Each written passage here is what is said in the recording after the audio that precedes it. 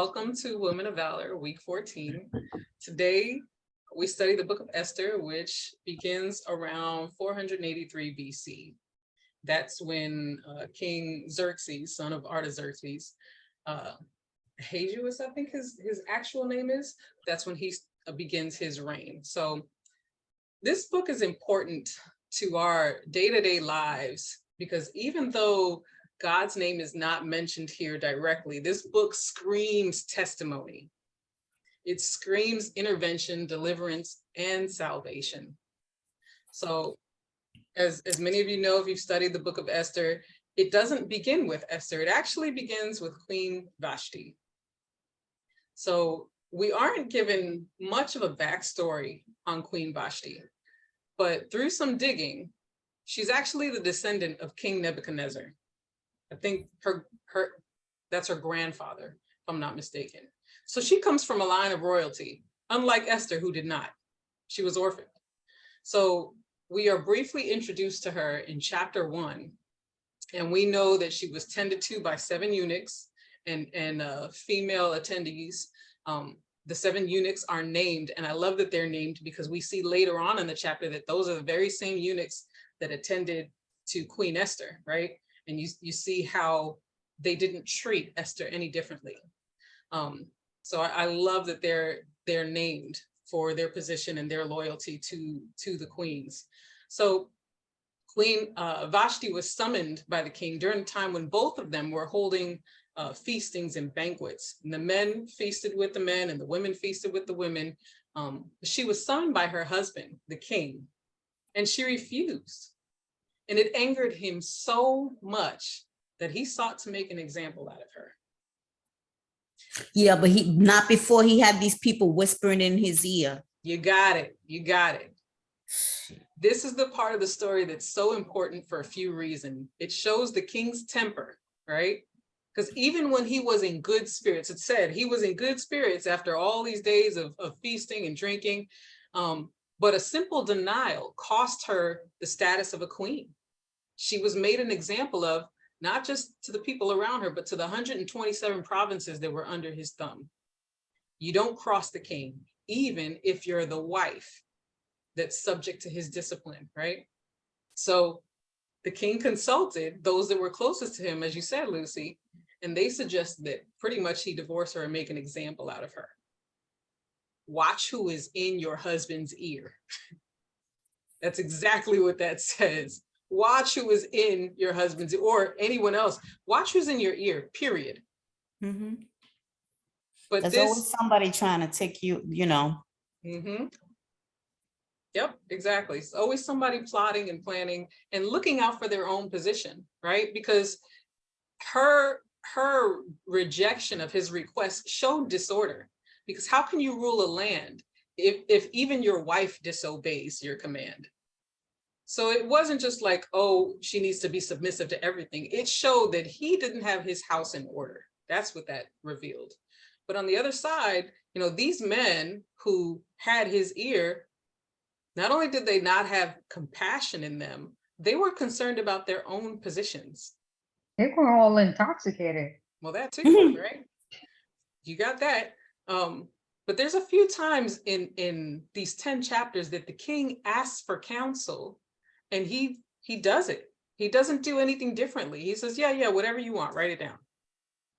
Yeah. So what would happen if these wise men suggested something different for Queen Vashti? We wouldn't have the book of Esther. And Haman, who is our antagonist for this story, may have been more successful in his plot against the Jews. So this is what the next woman who is queen would have to deal with.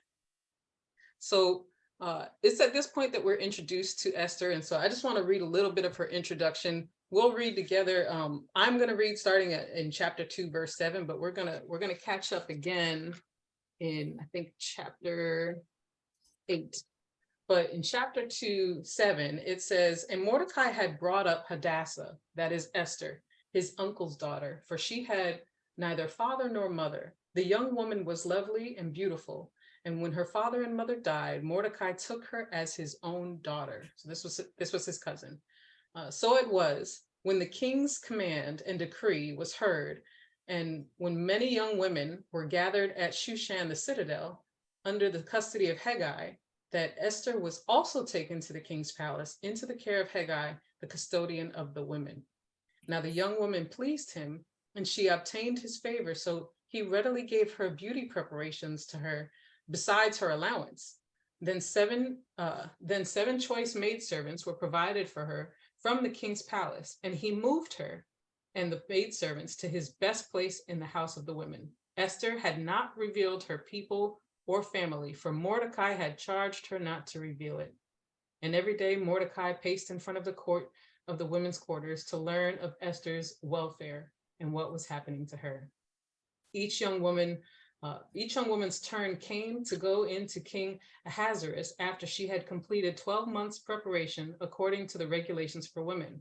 For thus were the days of their preparations apportioned: 6 months with oil of myrrh, 6 months with perfumes and preparations for beautifying women. Thus prepared each young woman went to the king, and she was given whatever she desired to take with her from the women's quarters to the king's palace. In the evening she went, and in the morning she returned to the second house of the women, to the custody of, I can't pronounce his name, Shazaz, I think, the king's eunuch who kept the concubines. She would not go into the king again unless the king delighted in her and called her by name. Now, when the turn came for Esther, the daughter of Abihail, the uncle of Mordecai, who had taken her as his daughter, to go into the king, she requested nothing but what Haggai, the king's eunuch, the custodian of the women, had advised, and Esther obtained favor in the sight of all who saw her. So Esther was taken to King Ahasuerus into his royal palace in the 10th month, which is the month of Tebeth, in the 7th year of his reign. The king loved Esther more than all the other women, and she obtained grace and favor in his sight more than all the virgins. So he set the royal crown upon her head and made her queen instead of Vashti.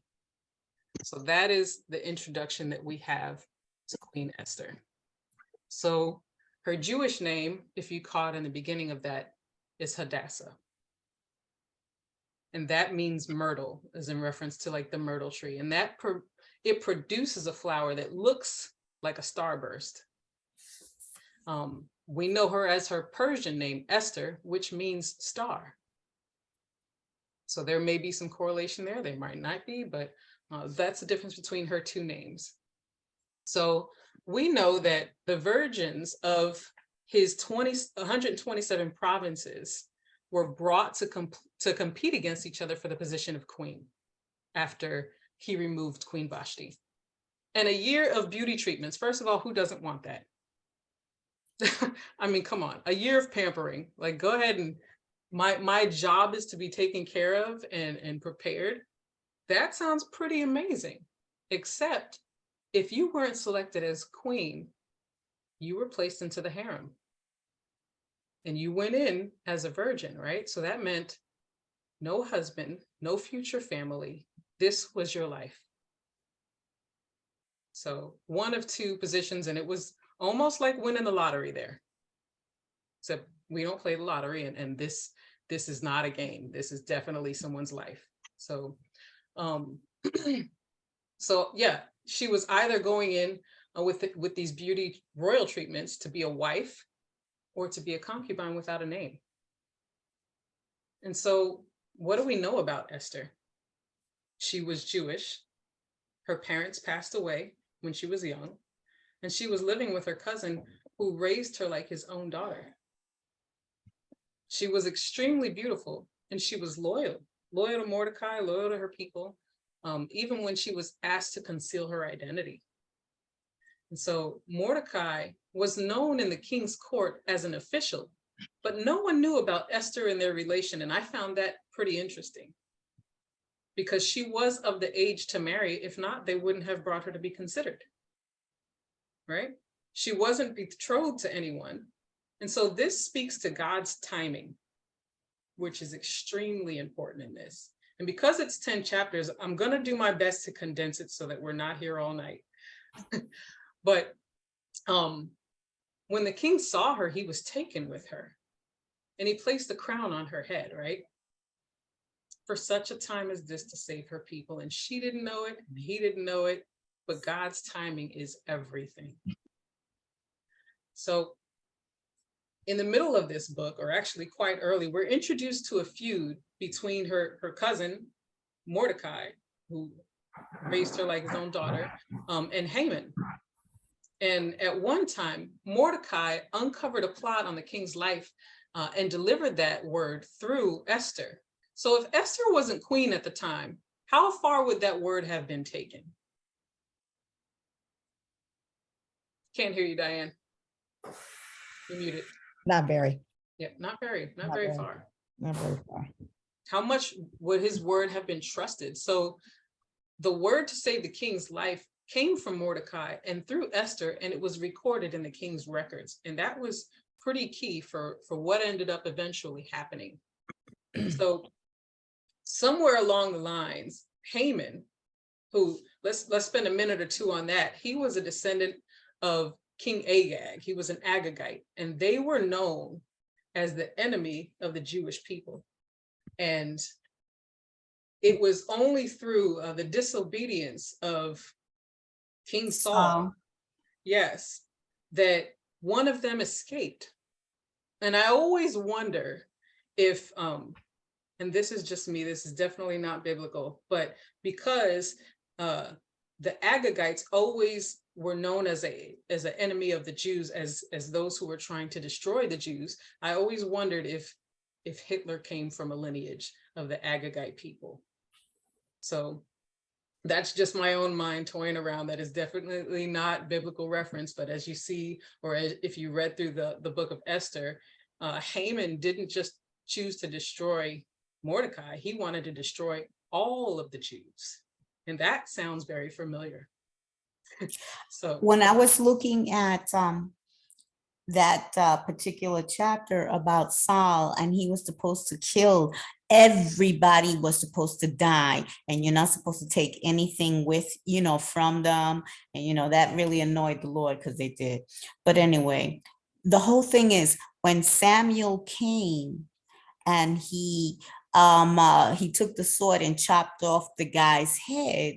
So I was like, okay, then. So where did this guy Haman come from if they chopped this guy's head off? I believe the wife and the son escaped. They ran off. So that's where the line continued. I saw the movie today. So Esther has like, so they were saying, where's, Saul was saying, where's the queen? And she escaped, and he said, you fool, she's with child. That was in the story anyway. For King Agag's wife, yes. Yeah. Yep. So that's where that lineage comes through. And it brings up the point that Haman is an Agagite for a reason. And it does show that constant, like I said, that antagonist profile against the Jews, which that's God's chosen people. Like, what are you doing? Many people, to include Haman's wife, point out, wait a minute, Mordecai is a Jew, don't do it. Like, many people recognize who the God of the Jews is within this book, and they change their course because of that, or they change their thought process. So very interesting take on that. But in a portion of this, I think somewhere possibly around chapter 3 or 4, Haman is given a seat of honor that required all royal officials to kneel down before him. But Mordecai refused. Now, this was a king's order. So just like Queen Vashti, he could have been severely reprimanded or killed because of that. But there's only one other reason that Mordecai would have not kneeled, and that was because of Jewish law, right? You should have no other gods before me. You should not kneel. And that's exactly what when they were taken into captivity, for the 3 Hebrew boys to not kneel before that statue, right? That's exactly what he was expressing here when he refused to kneel before Haman. So the other officials, they revealed to Haman that Mordecai was a Jew. And Haman's response wasn't just to eliminate Mordecai, but everyone that would think and act like him. And it was the destruction of the Jews that he sought. So long story short, Haman had the king write out an order to kill all of the Jews on the 13th day of the 12th month of Adar. That's March. I know that doesn't add up for our calendar. I think it's the Gregorian Hebrew calendar, but that's March. So this essentially was the purge. And the reason why I'm going through all of this is because it's essential to know where Queen Esther fit in and why she was so key to this story and to the deliverance of the people. So this purge, because that's what it was a horrible edict that permitted one day of the year, blessed by the government, right? Blessed by the king, to commit genocide. And so the word that Haman had written out and signed by the king was that on the 13th day of the 12th month of Adar, that everyone had a right to take up arms and kill every Jew around them. So this wasn't, I'm just going to hang Mordecai. This wasn't, I'm going to deal with this tomorrow. You imagine that you actually have to sit and think about what is going to happen to you in a few months. You've got time to consider your destruction. Like that's horrible. The anticipation of your impending doom with a date, your death certificate pretty much written out and signed by the king just because of your faith. That's what this was. Horrible, completely horrible. So again, watch who has your ear or the ear of the person closest to you, right? So Haman came to the king and the king signed off on this. He said, yeah, do whatever you want. And Haman that's had the it problem written with out. him. He was signing off on anything. If you go to the end, you should see, you see how he blames Haman. What, you signed it. That's the whole problem. You signed it. He did. He signed it. And he blamed Haman. He was he had his ear bent. I'll say that. I don't want to say he was ignorant because he knew. But he chose to turn away from it. Yep. And this is why it's so important that Esther took her office or her position when she did. So when the word spread to the 127 provinces, and when it reached Mordecai, he did what they did back then. He tore his clothes, right? He put on sackcloth and ashes and he mourned. And when Esther found out that Mordecai was grieving, she sent one of her eunuchs to find out why. And his response was that Esther was brought to her status as queen for such a time as this, right? That my favorite line in the whole thing. He was right. He was completely right. Now, again, the word God, the name God is not found in the book of Esther. But what you do find is extreme examples of faith and deliverance and God's hand in everything. So Mordecai's grief and his faith, both of those things, were so strong that he refused to remove his sackcloth. And he pointed out that if Esther wouldn't stand up for Jewish people, another deliverer would be risen up to do it for her. Mm-hmm. She was an example of a deliverer. Exactly. He's speaking of faith. He's speaking of God coming to save them. So even if the word God is not in there, you still see the fruit of faith. And even if I don't walk around yelling to everyone, I'm a Christian, my actions should be proof enough of who I am. And that's exactly why we see this book, because their actions were completely faith-filled.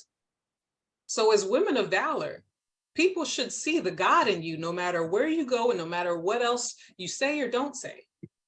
It should be evident who you serve and who you are and what you're aspiring to be. We don't have to have it all together at once, but it should be evident what is working inside of you, right? So her response is where we start to see her character evolve even more. Not only did she tell him and the people to fast and pray for her, but she became so bold enough to risk her own life. And she said, if I perish, I perish. no one knew that she was of Jewish descent. She could have kept silent. She could have tried to hide because no one knew she was tied to Mordecai either. She could have just watched it all happen. But she didn't. She stood up when she needed to. She stood up for what was right, even when it could have cost her life. And so I love how God kept the king up one night, right? How many times do we have sleepless nights and we don't know why? And we just really want to roll over it and catch some Z's. And when God keeps you up at night, ask him, what do you need me to pay attention to? Because that's exactly what happened here. When the king couldn't sleep, he had his chronicles brought to him to be read. And the very page that was read to him was the instance of Mordecai saving his life by revealing the plans of the two that were coming to kill him. And he says to himself, wait a minute, we haven't done anything to honor this man, right? No, we haven't done anything. And who's out in the court? Haman's out in the court. Go bring Haman in.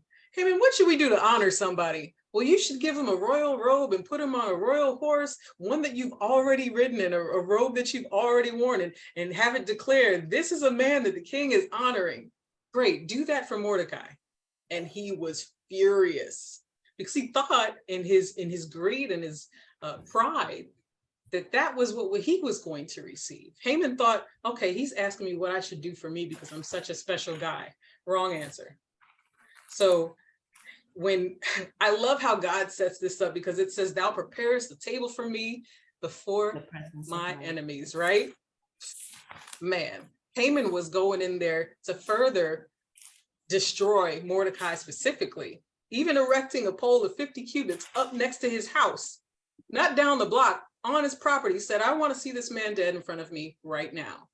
And as he goes in to request it from the king tells him to go honor Mordecai. If that don't tell you who your God is, the very moment where your enemy is seeking to snuff out your life, and he lifts you up, not for death, but for praise instead, that is testimony. That is testimony. So long story even shorter, not only does God intervene to spare Mordecai's life, but he also uses the queen's position to reveal to him just who Haman was. So we know from Queen Vashti that not following the king's command can cost you everything, including your life. So what Esther was required and requested to do was to go before the king. And doing that took courage, took strength, and took faith. And she prepared before she did anything, and that's key. Like, not only she acted out in faith, but she sought God first, and she prayed in communion with others. And that's what we do as a sisterhood. We reach out to each other and say, you know what, this is what I'm going through. I don't have enough strength, and I'm asking you to join me in prayer, right? I always say that where 2 or 3 are gathered in his name, there he is in the midst. And that's what she said. Come pray with me, come fast with me. I will do this, and I'll stand in the gap for our people and try to be the deliverer. I need you to pray for me so that I can have this strength. We're not always going to have the strength on our own, but when other people come and they pray for us and with us, yes, we lift up each other. And so that's what she shows us here. She wasn't trying to do it alone. She knew she couldn't. And she was, for a moment there, scared. She said, do you know what happens to people who appear before him that aren't called? They die unless he chooses otherwise. She knew the outcome, what it could be, but she was willing to risk it because of her loyalty, not only to the man that raised her, but to her people. Because what Mordecai said was right. Like, don't think that you can be spared from this. So in chapter 8, I'm going to read that real quick, just a portion of it. It says, on the day that King Ahasuerus gave Queen Esther, well, actually, let me back that up. I want to point out a few other things, and we'll get back to that. Not only did Queen Esther's response and her kind words and her pleading with the king, not only did they show her character. But the outcome of that was that the plan on the Jewish life was not only overturned, but completely reversed. And they were permitted on that same day that their death certificate was essentially signed, they were permitted to protect themselves against anyone who was coming against them. That would not have happened if Queen Esther didn't stand up for what was right. That's not always easy to do. And when we see the outcomes and we see the laws and we see, man, my life could be in jeopardy. Who wants to stand up for that when we have a family of our own that we're taking care of, that we're responsible for? I mean, many of us, that's a hard task to take. And when we have so many people depending on us, risking it all seems reckless. But when we have God intervening with us, it's not reckless, it's directed. And there's the difference. So when Queen Esther goes before the king and says, you know, I have one request, join me for a banquet and bring Haman with you. How many people would do that? Let me not only feed my husband, but the enemy who's trying to take my life as well. And I know, and it was like she was stalling. She was still waiting on God's word. So she you know, like, I don't know how long she could have pulled that off. I think she was pretty genius in this, because as she told Mordecai before, it's been 30 days since he's called for me by name. So not only did she bring herself, her memory, her, you know, back to the king's position, his memory, like right there in his forefront, like, hey, remember who I am. Not only did she bring herself back into his surrounding, but she said, let me see you again tomorrow. And they said there was none more beautiful than her. So she set up a second date, right? She set it up herself. Exactly. She set up a second date rather than waiting for another month to possibly be called again. And notice that when she was in the status of a potential queen, she didn't ask for anything, right? And the first time when she holds this banquet, the king says to her, what is it you want? I'll give you anything up to half my kingdom.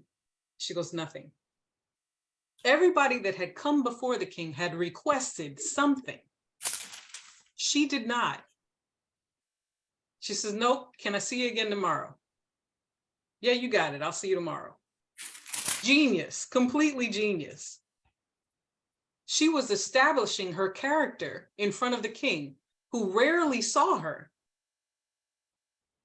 And I think that's important because, you know, it's knocking on the door of a stranger or someone that we might know and asking them for a cup of sugar is different than asking them for, like, you know, can I spend the night, right?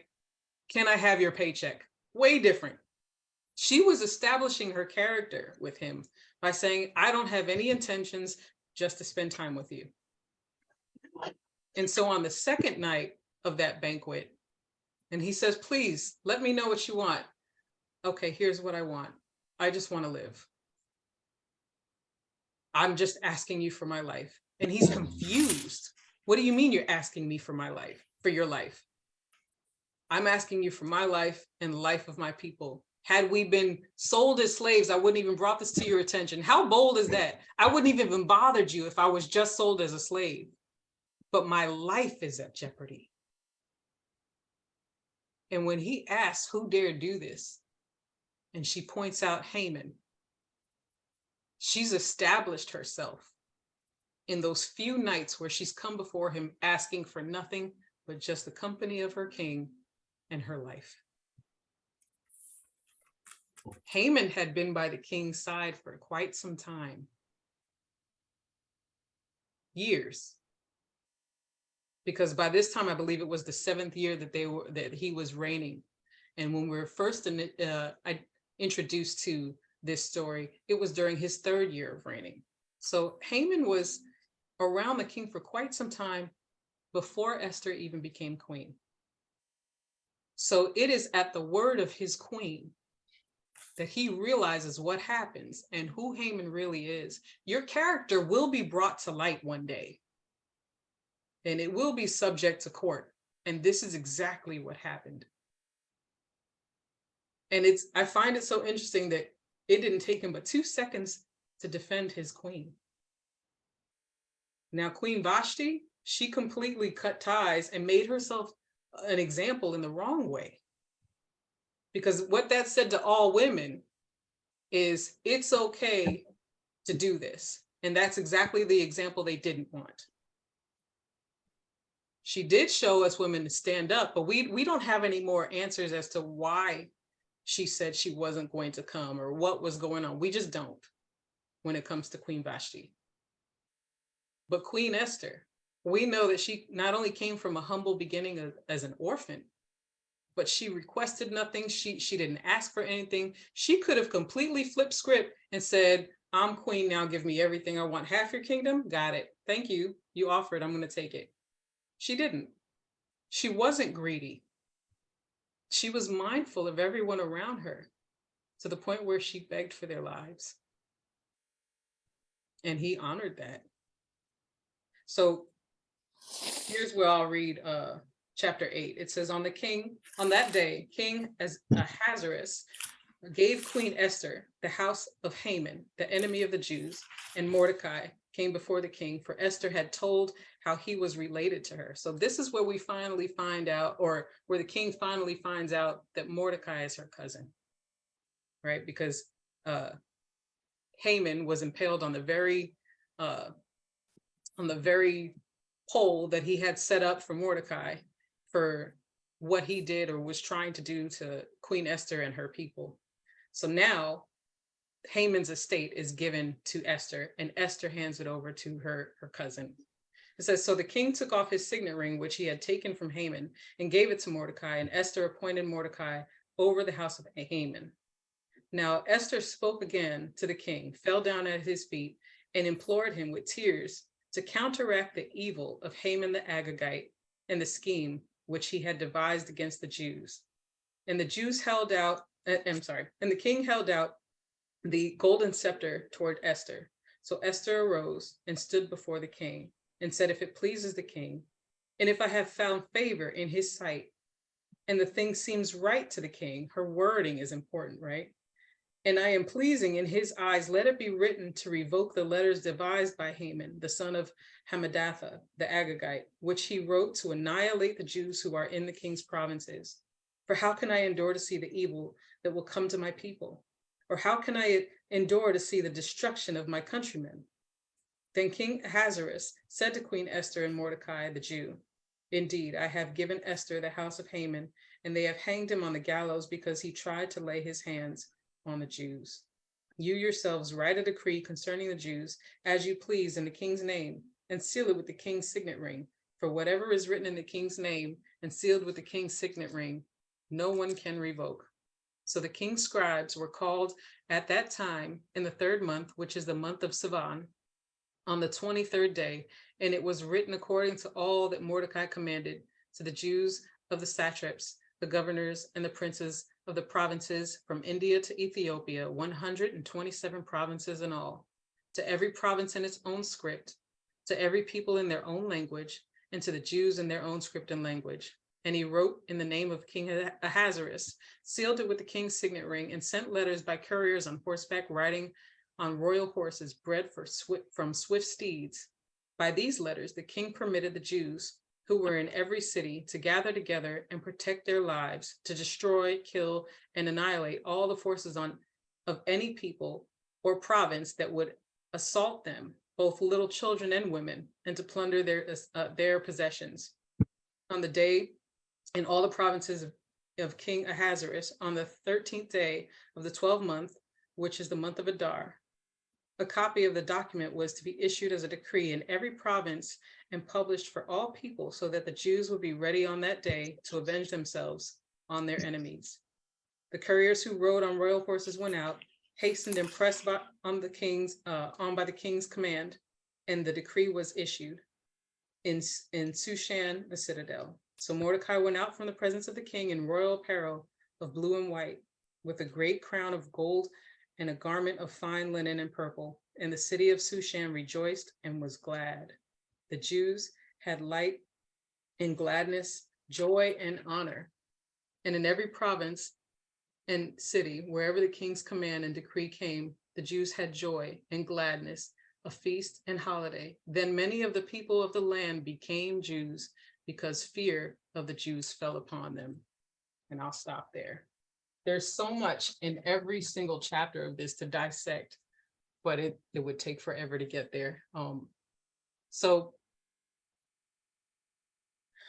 another way that we see God's hand in this overall outcome is that at the end of this story, many people in those 127 provinces became Jews, right? They learned to honor God. And that's why, again, while we don't see the name God written here, it is obvious what happened. It's because they recognize what happened with Mordecai and who Mordecai feared, which was the Lord. So even the wife of Haman had told him he should back down because Mordecai was a Jew. And remember, they're in Persia.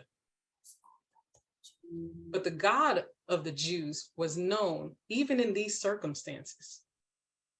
So let's look over Esther and her characteristics of a woman of valor that shine throughout all of these chapters.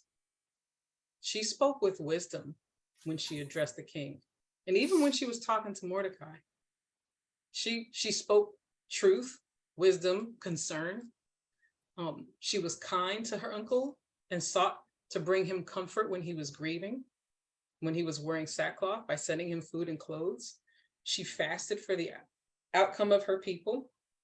She knew how to come before the king. She put on her royal garments, right? And stood in his sight until she was summoned, not walking directly up to him. She moved with grace and purpose. She spoke gently and didn't request anything except the justice of her people, even though he offered her half of his kingdom. Even before she was a queen, she could have taken anything from the harem and only took what was suggested by the eunuchs. And when the king asked what she wanted, she simply begged for her life and the life of her people. And when we go through the Proverbs 31 woman, she hits almost every box here. A lot of us would have trouble. I can't say a lot of us. I have witnessed people want to stay quiet when they see the oppression of someone else happen, or the oppression of their own people happen. And that's a scary thing, to feel like you have no choice but to be quiet. And she saw, and it was, as it was pointed out, that she had an opportunity to make a difference. And even though that could have cost her life, she stood up for what was right. She was beautiful, and that may have gotten her into a certain position, but it was her character that carried her the rest of the way. Because as it was pointed out in chapter 1, Queen Vashti was beautiful as well. That didn't keep her as a queen. Her attitude took her elsewhere. So while we read about some of these women of valor, and the first thing it says is, and she was beautiful. Great, tell me about her character. Because what will Proverbs tell you? Beauty fades. Right? Tell me about your character. It's great that you look nice, and I want you to carry yourself in a manner that is consistent with, self-care. But your character says a lot more about you. So I love studying the book of Esther because there's so many little hidden gems in all of that. The story of Mordecai, the story of even the king, every bit of that shows how God's hand was in this from the very beginning to deliver his people. And he did it using a woman. At the end of chapter 10, it talks about Mordecai's rise to this second in command position. But the book is not named Mordecai. It's named Esther. We remember Esther for the courage that she had, that we are to follow suit in, even when it's uncomfortable. She did a very brave thing. And again, like this, there's so much more written about Mordecai in here, or Haman, or the king. But what we do know about Esther is that her intervention was chosen by God. And a lot of the times, just like Esther, you don't feel like you're enough. What's the point of one voice? Well, in this particular story, it was extremely important what one voice had to say to the king, even before Esther, because when they were whispering in his ear, he was writing decrees. You may have someone close to you that needs you to be a positive influence for the outcome of many people, or even one. Women of valor come in all shapes and sizes. We've studied many that don't have names. We've studied ones that were judges, those that were prophets, prophetesses. It's a mouthful. but whether you've got a name or a position or just a voice, it shows how important and impactful you are when God is working through you.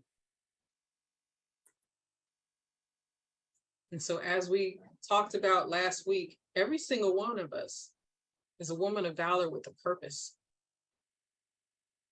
It may not be in this royal position as Queen Esther, but what she did was actually quite simple. You stand up for what's right.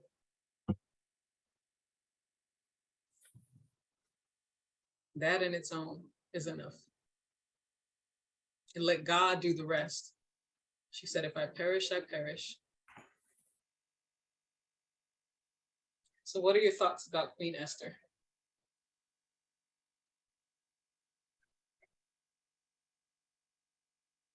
I see that we don't want to go through any trials or tribulations or anything like that. But I see time and time again in all these stories of the word that we are going to go through trials. And in my life, I can testify to that. But you go through the water, he's with you. Go through the fire, he's with you. He's with you through it. He knows. Just be with him. And she had wisdom. She had that faith in God. She knew what to fast and pray. God gave her that wisdom to fast and pray. And she wasn't just about her life.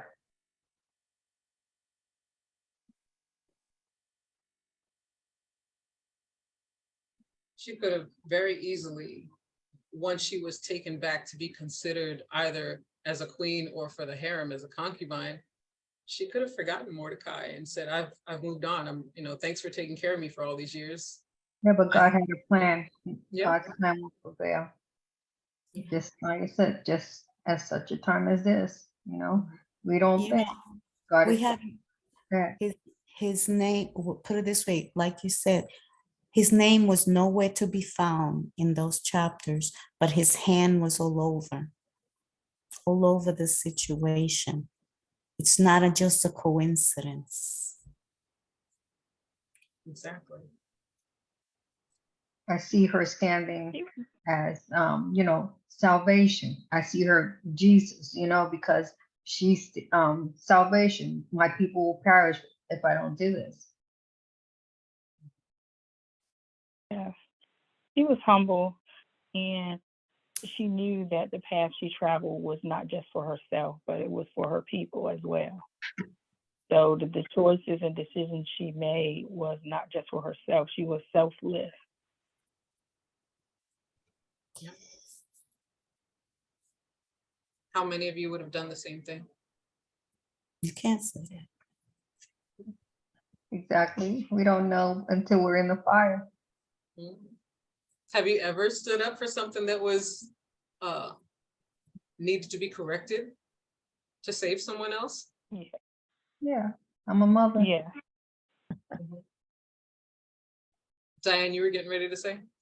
No, I'm just saying that we've all we've all been in that situation where we saw something that was wrong and we had to stand up and speak about it and just ask God to, watch over us while we were trying to tell people this is wrong and I'm standing up for it, and so be it if it backfires on me, but I'm just it's not going to backfire because God's got me.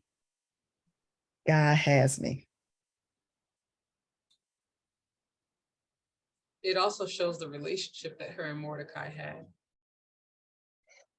Not only were they cousins, and he raised her like a daughter, but she still, again, she respected him.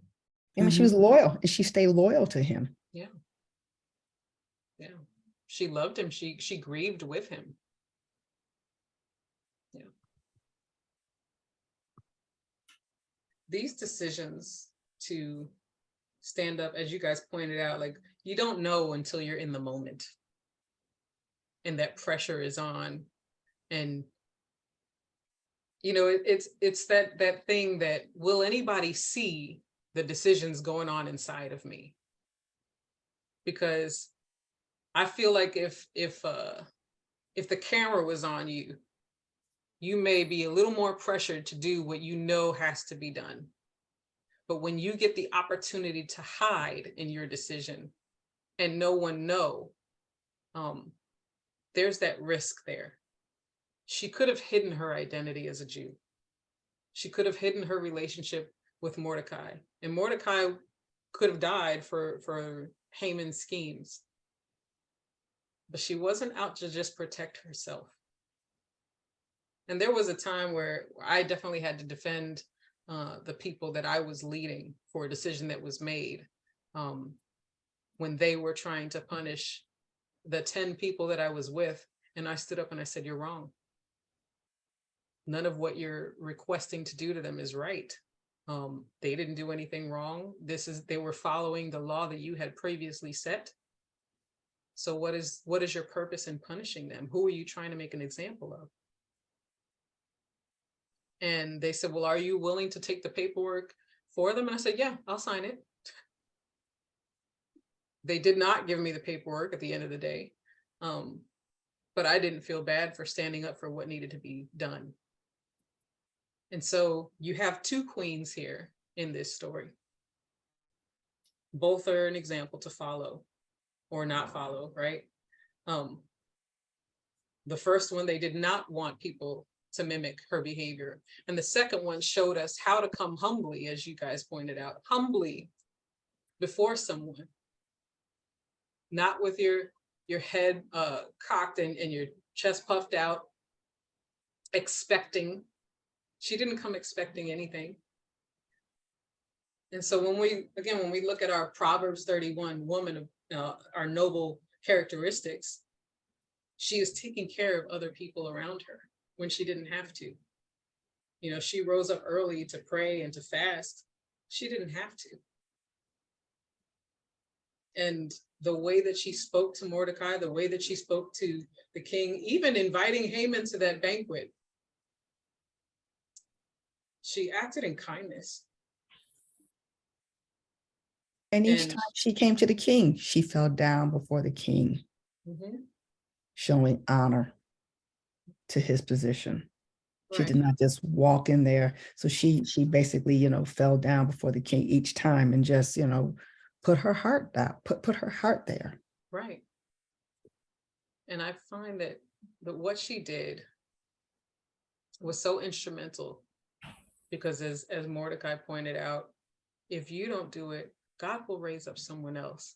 And that could have been comforting for her. Okay, good. I don't have to do it. God is going to raise somebody else to do it and I'll be fine. Like, how many people are like, I can go to the back of the line now? That's not what she did. And so here we have a woman who was instrumental to the deliverance of the Jewish people.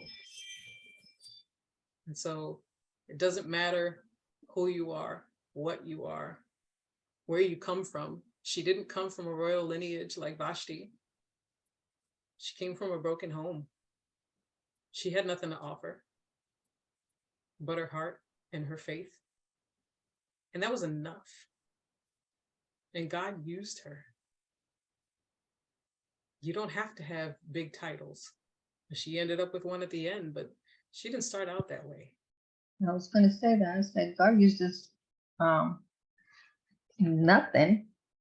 And, you know, that's his thing all the time, because the low makes them high.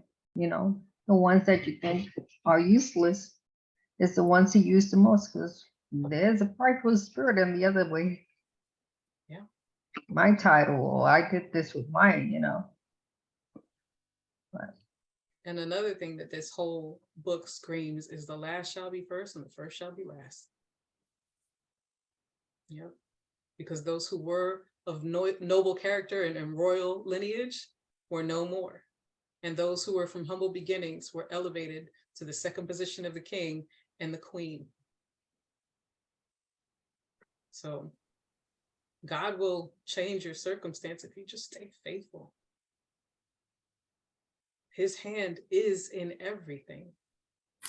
Even when we don't see the testimony, even when we don't see him working, you know, when Mordecai was grieving in the courts, well, he wouldn't go past the gate because you couldn't go past the gate wearing sackcloth. But even when he was grieving, he still was faithful. And that's what I'm talking about. Like, even when you're going through the storm, don't doubt God's hand in it all. You can be upset with what's going on and still have faith. And I think people think that you can't mix the two. You can be mad, upset, sad about whatever is happening in your life. You don't have to enjoy it all. You just have to have faith that God is in it still.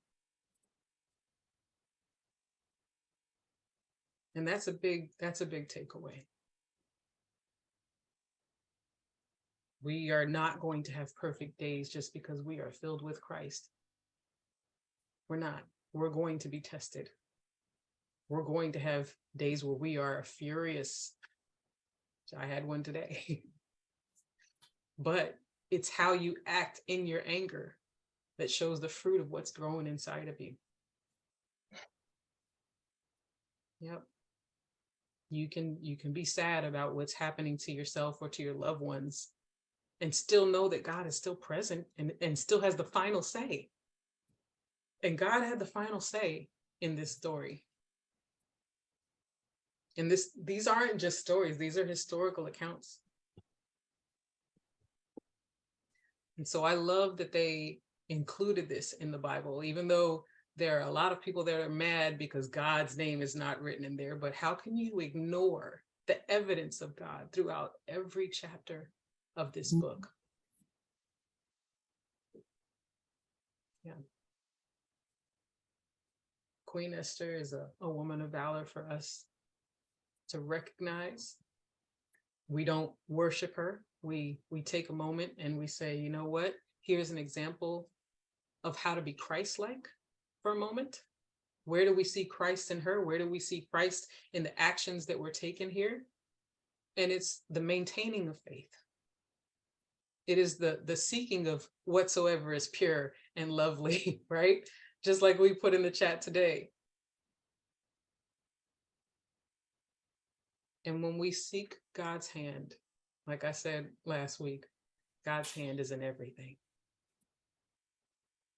So I definitely love the story of Esther. And I think that it's an example for us to recognize of how to be strong in the face of adversity, in the face of trials, when your life is at stake, when there's more to wager than you would want. What she took a risk, but it wasn't so much of a risk, it was a step of faith. We talked about earlier, like imagining the moment coming up, and that breeds grounds for anxiety to thrive, right? because you don't know what's going to happen on the other side of this request. You don't know what it's going to happen when you're approaching the king or what his reaction is going to be. But she took that step with God anyway. So in our lives, in our daily lives, it may be a different king metaphorically that we are approaching.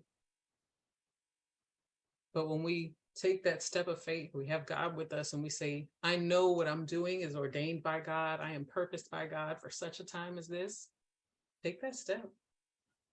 And Haman just represents the enemy. Yeah. The complete destruction of anything that represents God. Yeah. And God prepares the table for you in front of your enemies. I've seen that definitely play out in my own life, and I am grateful for that coming to fruition. Yeah. Any other points anyone else wants to point out about Esther?